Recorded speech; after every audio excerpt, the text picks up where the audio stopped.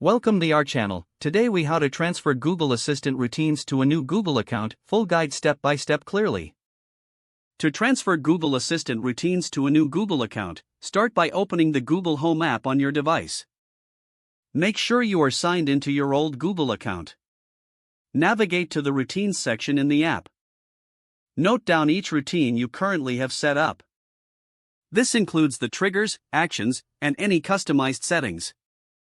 Next, sign out of your old Google account in the Google Home app. Now, sign in to your new Google account. Once you are signed in, go back to the Routines section. Since there is no direct transfer feature, you will need to manually recreate each routine. Begin by tapping Add to create a new routine. Set the same triggers that you noted down earlier. Next, add the actions for each routine as you had them arranged in your old account. Once you've recreated all routines, double-check the settings to ensure accuracy. After confirming everything is correct, your routines will now be ready to use with your new Google account. If you add any specific commands or phrases, make sure to test them to verify they work as intended. Lastly, customize any new settings according to your preference in the new account. If the page does not load, refresh the browser or try again in a private or incognito window.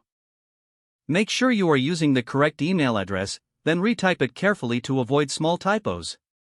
If your password is not accepted, use the reset option and create a new strong password you can remember. Check your spam folder for verification or security emails, then complete any requested confirmation steps. Enable two-factor authentication if available to improve account security and reduce unauthorized access risk. After signing in, review your profile details so your contact information and settings are accurate and current. If you see an error message, note it down and try again after restarting your device and internet connection. Log out when you finish, especially on shared devices, to keep your account and payment information secure.